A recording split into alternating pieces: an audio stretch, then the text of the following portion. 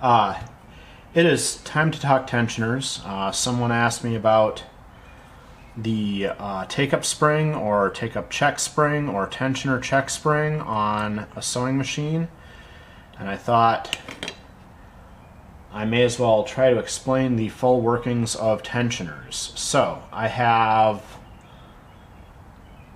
a Janome HD1000 sitting here.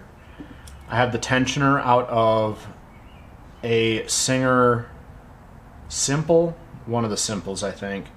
Anyhow, one of the white Singers that's a modern machine. And I have the tensioner here from a Singer Heavy Duty, which is a very popular machine. And you'll see that these two look the same. These are also very similar to a lot of Janome and Brother tensioners. The HD1000 here is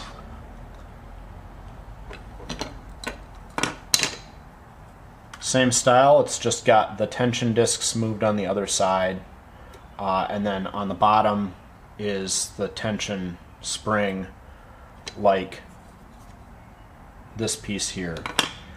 That is all modern style tensioners. Most modern machines have a tensioner that is a variation on this design.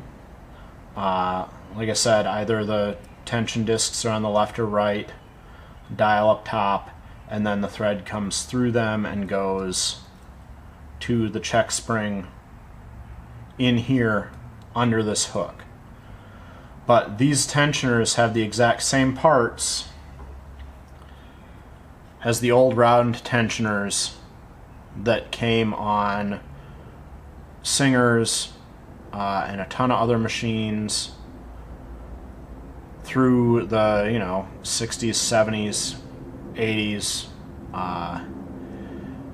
and regardless of whether a tensioner looks like this or is round like that, the older style, it always has the same parts. And they all do roughly the same thing. So when you are threading your machine, if you have tension issues in the top with the upper thread, you're always checking when you thread that your thread is going through all the correct locations in the correct order. So this tensioner here, tension discs up top, the adjuster pushes a spring against those discs so there's more tension on them. Same thing as this heavy duty tensioner. The dial pushes the spring in and then there's more tension on those discs to squeeze the thread as it goes through. The thread comes through those discs, and then the take-up, the check spring, this check spring on the tensioner is to help just gather the extra loop of thread from the take-up arm. When the take-up arm goes up to lift your top thread and pull it up, this little check spring helps keep that loop from flopping around and getting out of place. If you miss the check spring on any tensioner, whether you can see it like on these round tensioners, or if it's hidden behind a hook on the front of the machine, like modern machines, or the easy thread Singer machines that have a dial like this, but there's a shroud around them, and they still have a check spring hidden behind that dial in the machine. And if you miss that check spring, there'll be too much loose thread, and the take-up arm will flip that thread around, and it will get out of guides and then eventually cause stitch issues. So every tensioner, and I have just an assortment of parts from an old stem tensioner here, every tensioner has obviously something to hold it together. And then the check spring, like I said, the old stem tensioners like this, 6615. They have the check spring right next to the tension discs. Modern machines have the separate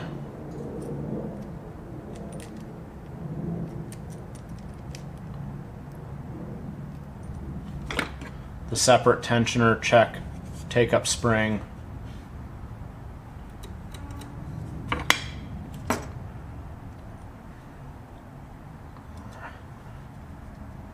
Under this hook on the thread path. The two tension discs, you always need to make sure that your tension discs are nice and smooth and flat and clean, because if there's dirt or rust or anything, they will grab unevenly on the thread as it passes through. And the pressure of these discs on the thread and the grab that they have on the thread is what creates the tension on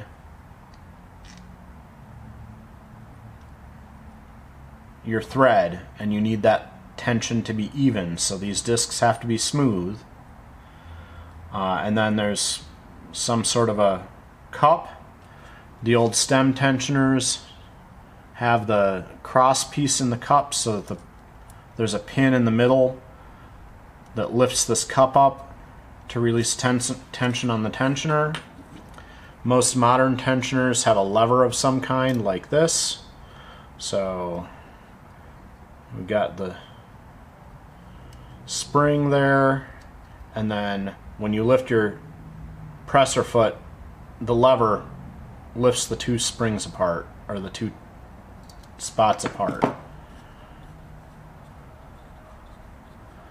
Same with this one, lever, and it opens up the tension discs. This machine has a lever in it. That releases it so that the thread will get down in there where it belongs during threading. If you forget to lift your presser foot, your thread will stay on the outside of the discs and it won't have proper tension.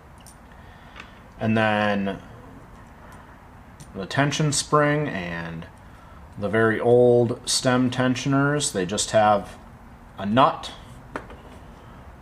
These stem tensioners here with a dial, that's just a very fancy nut with markings on it, and there are different ways to set it so that you can have the correct range you want to use for tension on the spring, because you just tighten and push the spring down.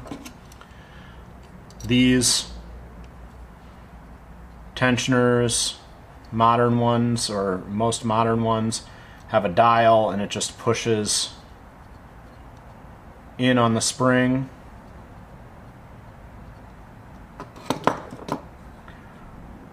You can see the dial as I turn it from 0 up. Here's 5. It just pushes in on the spring to put more pressure there. So that's the basics of the tensioners, all the parts.